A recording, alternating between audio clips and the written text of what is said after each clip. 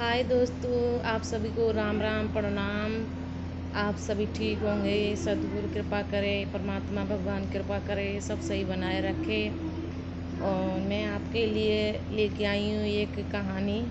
I hope आप सभी को अच्छे से पसंद आएगी। तो स्वागत है मेरे यूट्यूब चैनल में आप सभी का। वेलकम है।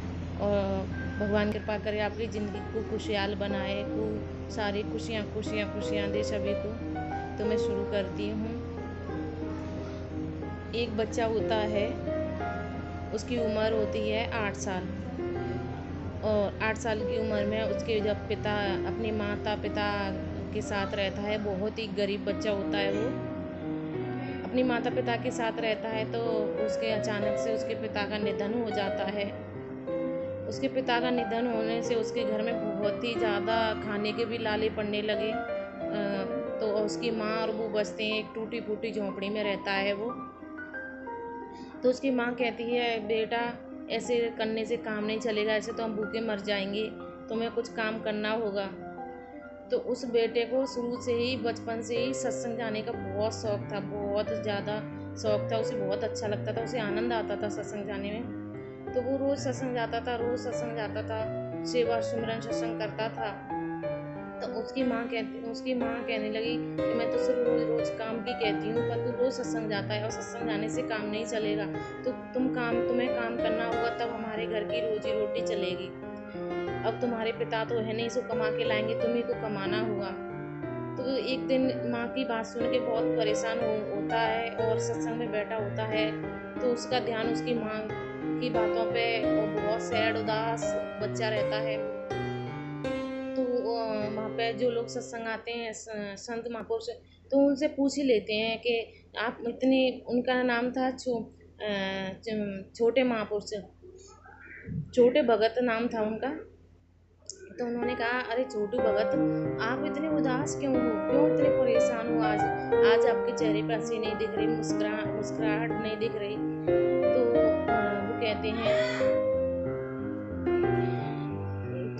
कहते हैं कि ऐसे ऐसे मेरी माँ मुझसे सत्संग छोड़ने की बातें कह रही हैं और मुझे काम करने की बोल रही हैं, लेकिन मुझे सत्संग आना बहुत पसंद है, मैं सत्संग नहीं छोड़ सकता।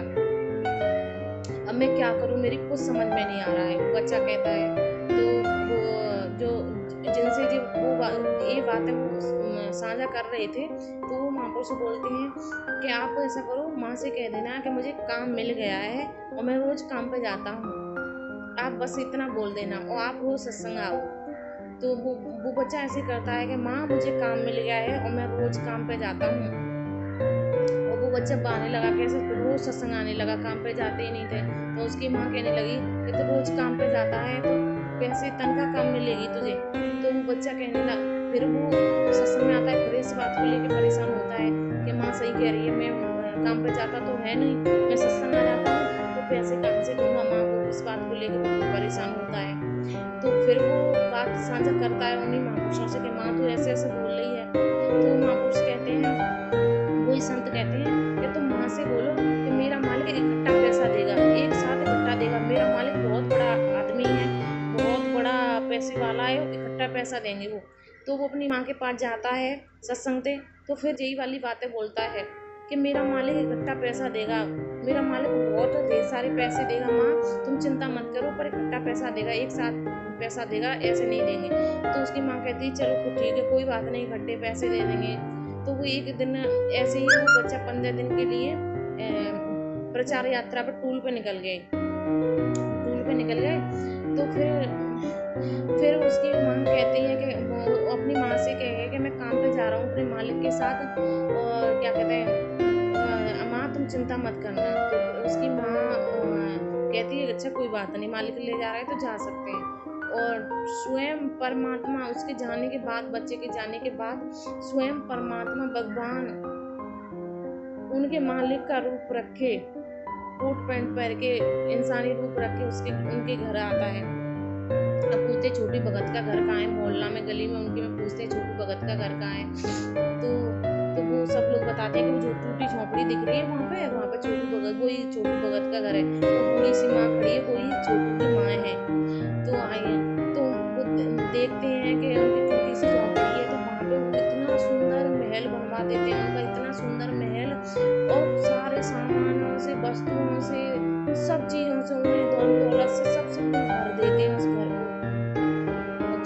विश्वास से छोटू भगत पे वो पूरे भगत थे। तो उनकी माँ कहती है कि उनकी माँ उनसे कहती है कि मेरा छोटू कहता था कि आप आज आएंगे, इकट्ठा पैसा लेके आएंगे, आप इकट्ठी तनख्वाह देंगे, छोटू की तनख्वाह देने आयो ना, आपने हमें इतना कुछ दे दिया, कैसे धन्यवाद करें आपका, आपने तो तनख्वाह से भी ज़्यादा हमें दे दिया। तो कहते हैं हाँ, मैं छोटू का मालिक ही हूँ और मैं छोटू की तनख्वाह ही लेके आया हूँ। तो जब वो प्रचार यात्रा पे वो छोटू भगत होते हैं, वो वापस आते हैं तो देखते हैं कि उसकी वहाँ पे उनकी टूटी फूटी सी झोंपड़ी थी, वो अब नहीं है।